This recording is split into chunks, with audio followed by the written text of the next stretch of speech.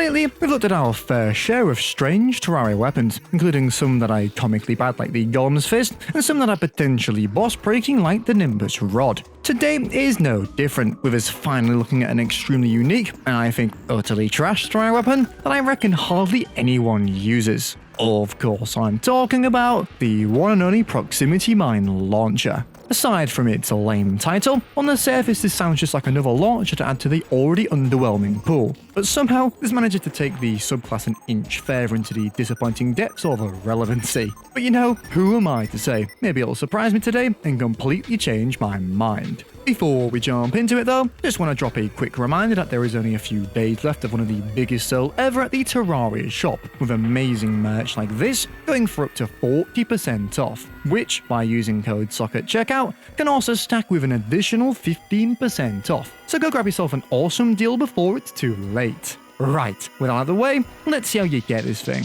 Before anything else, you're going to want to make sure Plantera has been defeated on your world before you obtain this thing, which of course first requires you to venture into your jungle and find a Plantera bulb. Once you've done that, as per, make yourself a nice big old arena, and when you're ready, crack open that bulb and begin the fight. Now, assuming you are playing ranged for this playthrough, something as simple as the Uzi or Mega Shack will do the trick, being able to take her down in a jiffy. And with that, the Prox Mine Launcher is now fully available, not from her treasure bag though, but in fact from the Cyborg NPC, which assuming you have a vacant room, should move in ASAP, with the launcher costing 35 gold from his base stock. And while you're there, don't forget to purchase a bunch of rockets. Despite converting them into mines once fired, this is its primary ammunition. Right, let's see just what it can do. As mentioned, despite the fact the Proximity Mine Launcher has mine in the title, it takes the exact same ammunition as the regular rocket launcher, including everything from cluster rockets, mini nukes, and even liquid rockets. With this in mind, however,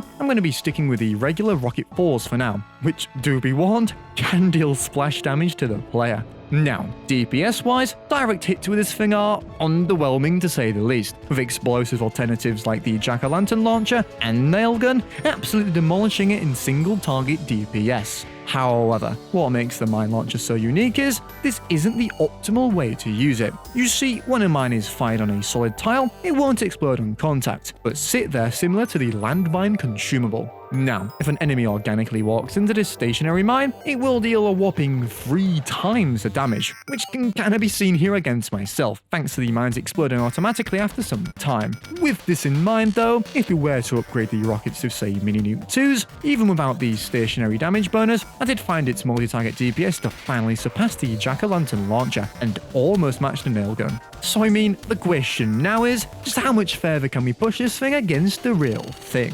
And you know, after seeing the previous results, I was actually quite excited for this. But I don't know man, the practicalness of placing down mines preemptively before a fight and having a neat line of mimics walk into it just wasn't cutting it for me. And even though the damage is insane, I could have very easily taken them out the normal way with another launcher. And this now moves you on to the flaws of more mobile enemies. You see, these biomimics just quite simply flew over the damn things, requiring me to purposely glide the mimics into the mines, which although it did kill, once again could have been dealt with quicker using regular weapons. It's a weird one. And so moving on to something which I'm fairly certain won't help the reputation of this weapon, we have bosses. Very quickly, it was evident that this was not the weapon for this job, with my efforts of lacing the arena in mines before the fight becoming completely pointless when Golem's hitbox is higher than them. And as seen from the DPS test earlier, using it as a regular rocket-type weapon just doesn't deal enough, so I very quickly moved onto my Jack-o'-lantern launcher to get the job done. So, with this in mind,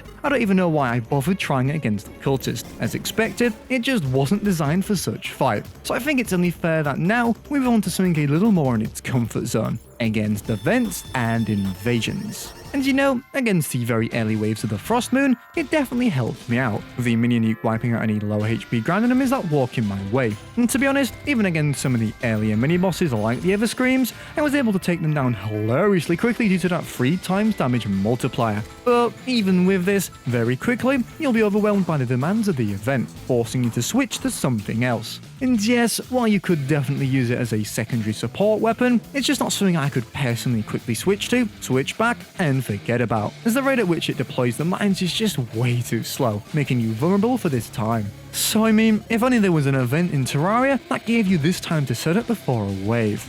Oh, oh wait a minute, the Old One's army exists. Genuinely, this might be the only win-win scenario for this weapon, essentially making it function like another explosive trap that doesn't cost essence to place down. What you need to do is, in that 15 or so seconds you get between waves, place down as many mines as possible in the middle of your platform, and with another strong priming weapon during the wave, you'll absolutely coast through the tier 3 Old One's army no problem, even managing to decimate the mini-bosses with only a few mines on each side. And before I knew it, I was on the Betsy fight, which I was weirdly able to deal a ton of early damage to due to her flying through all my mines. Interesting. So, what have we learned about this thing today?